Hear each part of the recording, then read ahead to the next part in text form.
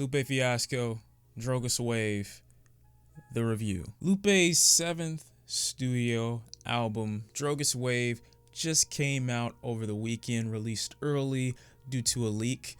Funny enough that it happens to Lupe while he's independent, but that's neither here nor there. It'd be more advantageous for a person who didn't know who Lupe Fiasco was at all to go and do research of his entire discography, catalog, and history with the music industry before coming into the review trying to get a synopsis of who he generally is, because putting Lupe in general atmospheres and in general conversations probably isn't the best way to describe his discography and his history within rap. But to put it simply, Lupe Fiasco tends to be a brilliant mind with aspirations and ideas that far exceed his sight. So what can we expect from this hour and 38-minute 24-track album from Lupe Fiasco called DROGAS WAVE? I'ma tell you, this album has songs that vary in ideas that are all bound together by one specific topic, and that's freedom. The premise of this album is detailing a story where slaves who are thrown aboard actually become spirits, and they dedicate the rest of their spiritual existence to sinking other slave ships and freeing those slaves from their captivity. One major thing to note here is that this happens over the course of the transatlantic slave trade, which is very important to this album and very important to Lupe Fiasco because Lupe was technically an artist or a slave that was tied down by Atlantic. Lupe viewing himself essentially as a slave to his music label and trying to free himself from the shackles that are binding him in the same way that these slaves are trying to free their people from captivity during the transatlantic slave trade. Now, this group of slaves is referred to as long chains. If we're asking me personally, I would prefer to call them the supernatural African rebellion. It just sounds cool, but long chains is fine too. By way of songs like Gold versus Right Thing to Do, it's almost as if Lupe is suggesting that these slaves are recruiting their people underwater. Even on this track, it also tells the story of how these slaves are saying, don't be afraid of this grave.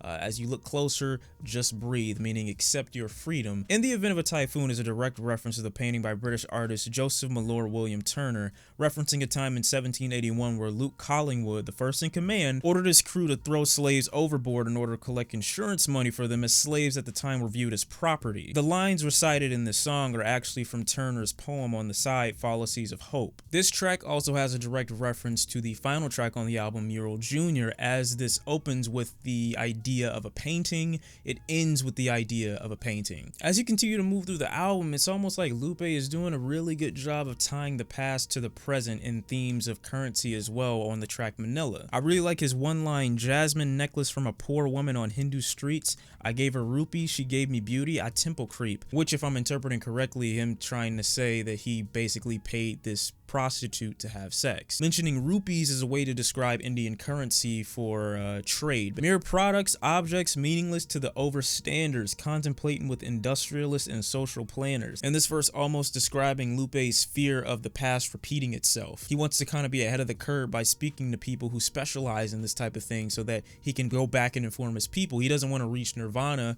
and not inform his people or leave his people ignorant. Because although this track Manilla does describe the album cover, it also talks about how we still are bound to the same thing to this day. Gold versus the Right Thing to Do kind of details the same theme about how people value currency over morality, how these African slave traders could so easily throw their people under the bus for currency. As we continue to move through, we find ourselves flowing through tracks like Slave Ship Interlude, where the intention behind this track is to, I would assume, invoke the emotion that is being portrayed in the song itself. It's almost like you can envision yourself or imagine yourself in the setting where these slaves are looking at themselves in captivity. Honestly, a deeper way I kind of like to interpret this part, because of how strong the violin piece is in the background, it's as if the ship has already been torn apart and the slaves are seeing themselves be freed while the crew is seeing demons dragging them down and taking them to their death. On WAV Files is where Lupe begins to speak from the perspective of long chains or this supernatural African rebellion. And these are one of those moments where I'm talking about Lupe kind of tying the present and the past together, as if he's speaking to his listeners, telling them to get captured in the waves. It's almost as if you could interpret it as him saying that you should free yourself in current day, in present time. Still very much so believing that people to this this day are enslaved mentally. On track number 17, Baba Kwesi, it's almost as if he's talking about being mentally enslaved and being able to know who you are and able to achieve true love and true happiness and true peace. But again, WAV Files is probably one of Lupe's best written songs. I'm just impressed with as many ways as Lupe is able to connect the past and the present together, like his lines about Jay-Z and Tidal, connecting that to the slaves being recruited by Long Chains, how he left Atlantic to find independence, connecting that to him jumping off the deck to find freedom. But where I say the writing gets extremely detailed is when he starts talking about the spirits of the slaves being upset with the stars for leading these slave ships to the proper destination, and being upset with the wood for allowing itself, or the forest for allowing its wood to be used to aid in travel for these slave ships. The wood feeling guilty for its participation, would rather it be destroyed than be used for a slave ship. And the outro of this track ends a little bit bitter when they kind of describe how people haven't taken care of those natural elements that were used to support the slave trade. How people would rather use math and GPS to get them to their location than the stars in the sky. How people use sugar instead of sea salt for their food. How throughout these technology advancements it's actually been a detriment to nature itself, thus causing more atmospheric changes and more openings in the ozone layer and more harmful effects when it comes to global warming that starts to spark more wildfires and harm the wood that used to be utilized for slave ships. Now, the more and more you listen to this album, the more and more you start to see that Lupe is really good when it comes to telling a story. That's always been one of his strong capabilities, but the way he does it on this album is to kind of connect these dots. Now, here's where the theme of Lupe being reborn, resurrected, rebirthed, and living eternally comes into play when he mentions this track, Alan Forever. This song references the 3-year-old Syrian refugee Alan Kurdi, whose body washed ashore near Bodrum, Turkey, which is a story upon further research is infuriating when you realize all the parties that played a part in this 3-year-old's death. The captain abandoned the boat after an engine failure. I mean, who knows, maybe the father Abdullah was the captain and didn't want to say anything. Crystal Torres does a great job on the hook, and I think the song itself and the vibe, the feeling, adds to Alan's innocence. Now, one really cool thing I think Lupe does here is acknowledge Canada's role that they played in the 3-year-old's death,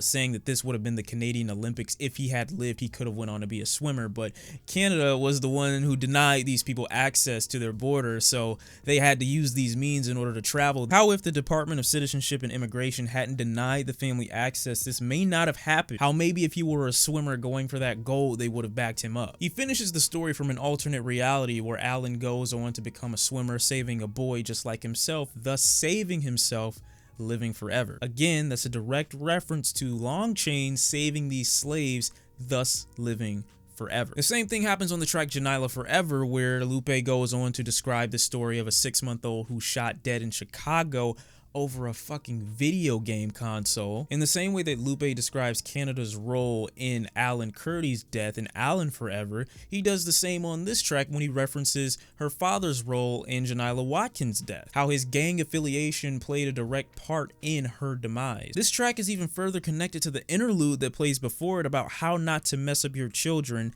to lead by example, how her father's lack of positive leadership ultimately led to her death. The track number 14, Don't Mess Up Your Children, is a direct reference to being a proper guidance to your children. I love the way Lupe describes this alternate reality from her perspective, talking about how her education and inquisitive nature would lead her to care more about the world outside of her current surroundings, how she wouldn't be limited to life in Chicago just because that's where she lives. This actually keeps the theme of Chicago culture even more by referencing another young lady shot and killed in Chicago, Hadia Pendleton, who was killed only a week after performing during events for Barack Obama's second inauguration. She attended King College Prep High School, but in this alternate reality that Lupe has created, she's actually alive and meets Watkins in this place where she also lives. In this alternate reality, Jonylah actually goes on to find a baby in the same position that she would have been in, but she is a doctor now. She saves herself, thus living forever. The next track, Kingdom, that features Damian Marley, is a pretty okay song where they talk about how the kingdom exists within you. This is where I think DROGAS WAVE acts as a really important landmark in Lupe Fiasco's entire discography,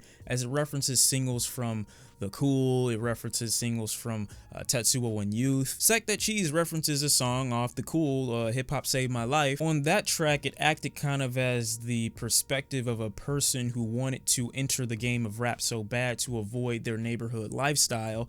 And this track actually works as a bit of a almost sequel to a kid that is right at the cusp of doing that. I do like the urgency that the hook plays in this song and describing how it's urgent that he gets to this goal, but it ends in slow motion. Keep going through the track list and you find yourself hitting the end of the album at Mural Jr., which is a direct reference to the Tetsuo Youth ending. Now, conceptual albums have always been Lupe's strong point, but when I get to this point in the album, I can't help as if Lupe's trying to imply or infer that he's somehow always been ahead of his time, which is why a junior album or a junior single in 2018 comes out and is placed chronologically before an album that released in 2015. This adds to the theme of Lupe being reborn, because at the end of that track, he actually explains reaching nirvana, reaching that peace. It's almost as if the track Mural off Tetsuo Youth happened after this track in 2018, Mural Jr. Either that or he's trying to say he's a time traveler. But again, this track Mural Jr. references the opening on the album, which is a mural, a painting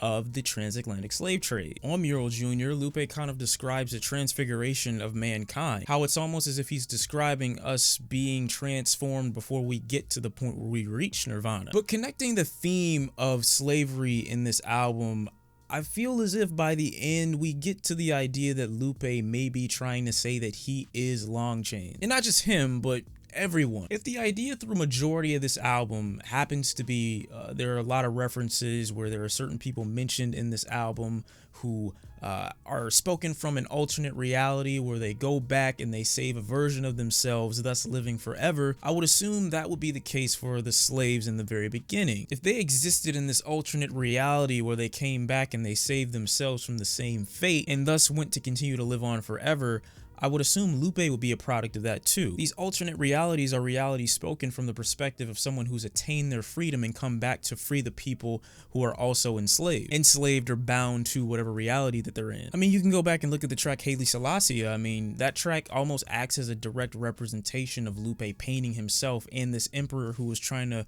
liberate Ethiopia early on. By Lupe's proclamations, it's almost as if he's trying to paint a comparison or a parallel here between the two, a connection in method, so to speak, between he and this emperor's intentions. If you come back to save someone just like you, you are essentially that person if you live forever through that action. So if these slaves basically freed themselves in this world, it's almost like Lupe is speaking from an alternate reality even in this album. Again, if we're going back to the idea of Tetsuo Youth on the final track Mural, where Lupe goes on to reach nirvana, the long chain slaves didn't do that. They refused to go and reach that everlasting peace until they had freed people from the transatlantic slave trade. They remained there in order to free their people, just like on Jonylah Watkins' story, her Forever story. She remained in the hood to keep people free from the issues going on in their neighborhood. But I can't speak to who Lupe Fiasco might be saving by remaining in the world of hip hop. If some of the themes that I pull randomly from some of his previous songs off previous albums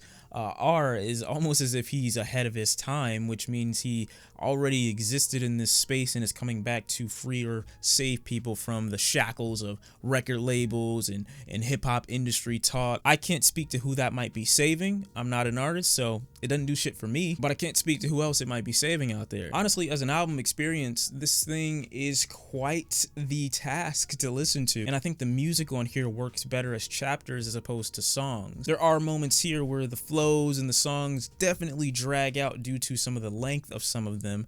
Lupe kind of not compromising when it comes to giving himself at the very least 3 verses per song, which again I don't really have a problem with. Lupe, his appeal has never existed in the realm of being accessible. His appeal has always been in remaining true to his artistic integrity and not allowing people like Atlantic to come in between that so that he could sell more records or be a little bit more of a popular artist or more accessible, like we unfortunately got on the Lasers album. As a concept, I think the album works really well in Lupe's discography and it fits tightly as one of his best conceptualized ideas ever. But when you speak to each track's replayability and how often you come back to return to these tracks as solo experiences aside from the album, I don't really think all of them have as much replay value as Lupe would like for them to. And I mean people outside of Lupe's audience, people outside of his stan demographic. While some of these tracks work really well as standalones, like Stronger and Sun God Sam and the Cali Drug Deals, there aren't as many tracks on here that have as much appeal as those songs, just as experiences outside of this concept. I mean, while the track 13XO sticks to the theme of the album of being a slave to your addiction and a slave to mental illness,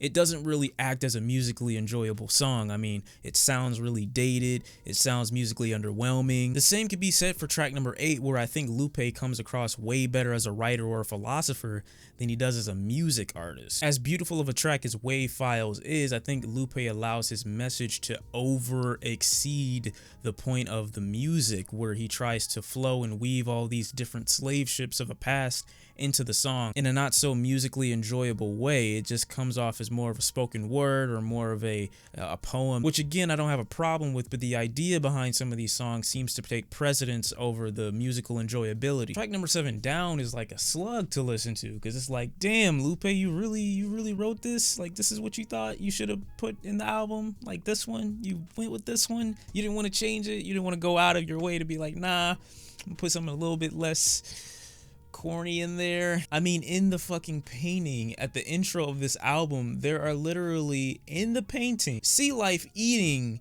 at the slaves, and on this track you're saying they're down for the cause. I don't understand. No. And I get this being a reference to how people are treated at the bottom, but it just ain't it for this album. I don't think so. Well, I think Lupe is in his lyrical bag on tracks like King Nas, on tracks like Happy Timbuktu, and the closing track. Lyrically, I think he's well beyond anyone else, but artistically, for the concept of this album, I would have loved some production that would have tied into it a little bit more. I mean, that violin solo that we get on Slave Ship Interlude is beautiful, and I would love more tracks that were as emotionally invoking as that one was. I mean, this is an album experience for a reason. We still need something musically enjoyable and emotionally provoking in order for us to really, I guess, live with and drown in the depth of the message here. I do think a good amount of this album is bogged in the point of it, so much so that the production and the song structure take a back seat. But honestly, I haven't had a listen be as enjoyable as this when it comes to the conceptuality behind it in a long time. And to say that Lupe isn't provoking any thoughts here or, challenging anyone mentally, I think you'd be disingenuous to say that. While it definitely, in my opinion, is a high note when it comes to the Drogas series and a high note in Lupe's discography, do I think it's better than everything that he's released? Not necessarily, but do I think it'll take some more time to digest for a lot of people before it's mentioned in those categories? Yeah, so I wouldn't be so quick to rip on this thing just yet. My issue with Lupe is just how predictable a lot of the dude's music has become. So much so to the point where fans of Lupe Fiasco can almost predict when he's going to give a mediocre and a good album, just based off the inconsistencies that he's shown in the music prior to this. Well, I can 100% appreciate the message going on here, and I definitely can digest it again and again and again. I think it works better as an audiobook than an album. Lupe Fiasco, Drogas Wave. Thank you all for watching. Let me know how you felt about this album, how many times you sat with it, and let me know what your favorite tracks are, and tell me what you thought the album meant. What did it do for you, if anything? It's been Shawn C. Thank you for watching. Thank you for sitting through this and listening to my thoughts. That is the review, and I'll see y'all next time. I'm out. Peace.